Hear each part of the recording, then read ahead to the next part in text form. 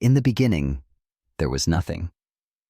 No sky, no stars, no breath, no beat of time, no sound, no sight, no form. Only God, uncreated, infinite, eternal. He existed before time began, without beginning and without end. Full of glory, majesty, and power beyond all comprehension. There was no universe, not even a void. Just the presence of the Almighty, who needed nothing but chose, out of divine will, to create.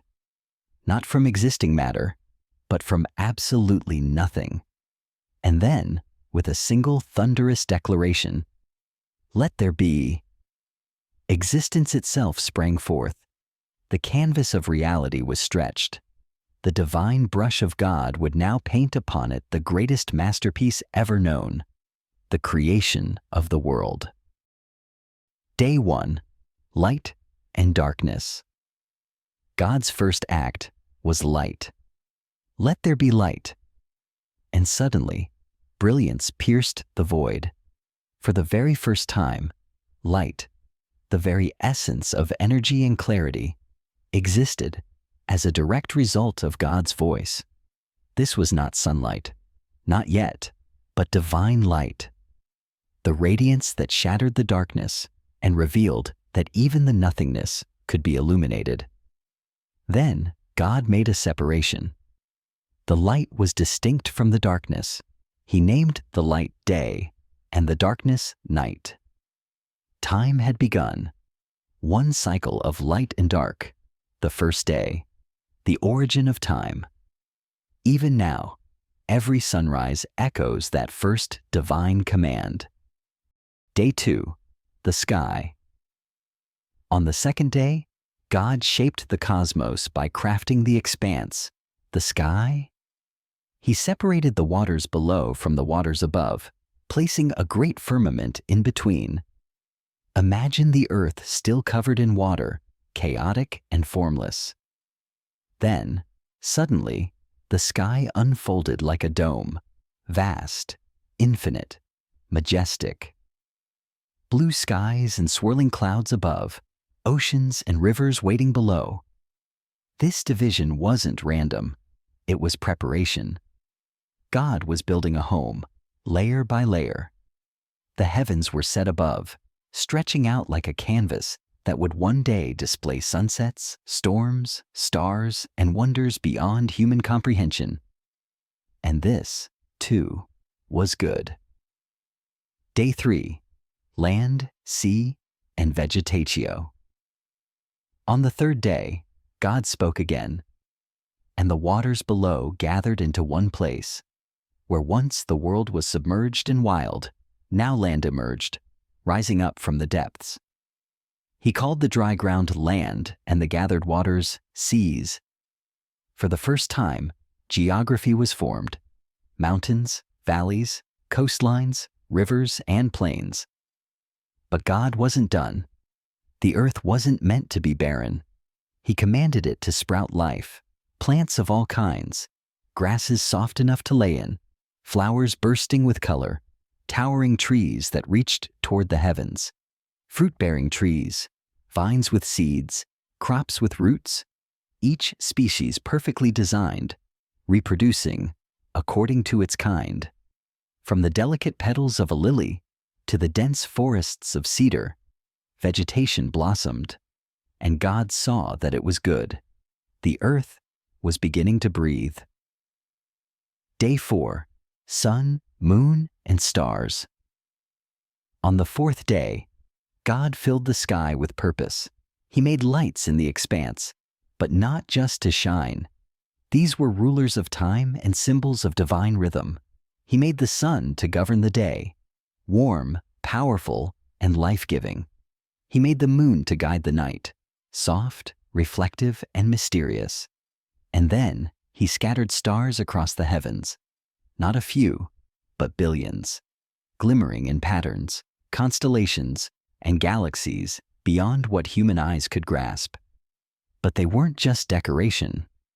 God set them in motion to mark seasons and days and years. The fabric of time, the concept of calendars, harvests, and holy days, all embedded into the sky. Even now, when we gaze up in wonder, we're glimpsing the fourth day's legacy, a universe orchestrated by divine hands. Day 5. Fish and birds. On the fifth day, the world moved. God filled the oceans with creatures of every kind, swift fish, mighty whales, darting schools of life in every shape and color, creatures that danced beneath the waves, gliding through coral reefs, and plunging into the darkest depths. Above, he filled the sky with birds, feathered miracles that soared on wind and instinct. Eagles, sparrows, swans, parrots, and every flying thing filled the air with movement and music. God blessed them, saying, "Be fruitful and multiply." The command wasn't just biological, it was divine encouragement for life to fill the world with sound, beauty, and diversity. The earth was no longer silent. It echoed with the splash of fins and the beat of wings. Day 6. Animals and humankind. On the sixth day, God created land animals, every kind of creature to walk, run, crawl, and climb upon the earth, from gentle deer to roaring lions, from tiny ants to elephants. Every creature from wild to tame, from predator to prey, shaped by divine creativity. But then came the pinnacle. God paused, and something changed. He said, "Let us make man in our image, according to our likeness." And he formed the first humans, not just with words, but with care. Adam, the first man, shaped from the dust of the ground, yet made alive by the breath of God. And then Eve formed from Adam's side, not as an afterthought, but as equal, as companion, as vital part of creation. Male and female, both in his image, reflecting his nature, his intelligence, his capacity for love, reason, creativity, and morality. God gave them purpose, to steward the earth, to tend the garden, to rule over creation, not with tyranny, but with wisdom and care. He blessed them, saying, "Be fruitful and multiply, fill the earth and subdue it." This wasn't just population growth, it was legacy. Humanity was made to partner with God in cultivating a world of beauty and meaning. Unlike animals, humans were made for relationship with their Creator, spiritual beings in physical form. The sixth day ended not just with life, but with dignity, responsibility, and divine intimacy. Day 7. Rest. And on the seventh day, God rested. Not because he was tired. An all-powerful God does not grow weary. He rested to set a rhythm, a divine principle of balance. After work, there is rest. After creating, there is reflecting. The Sabbath was born, not just a pause, but a sacred day, a time for communion, worship, restoration, and peace. God blessed the seventh day and made it holy.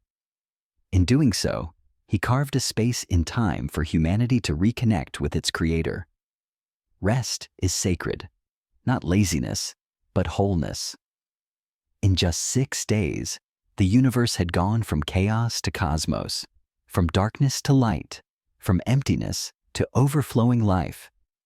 Every atom, every ocean current, every mountain range, every leaf, every heartbeat, all came into being through divine will.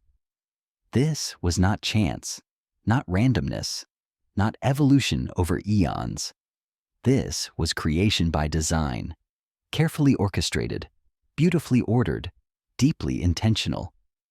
And when God looked upon everything he had made, he saw that it was very good, not just functional, but beautiful, perfect, whole. It is here that the story of humanity begins, in a garden, in a world crafted for us. But more than that, this story tells us something profound. You are not an accident. The world is not random.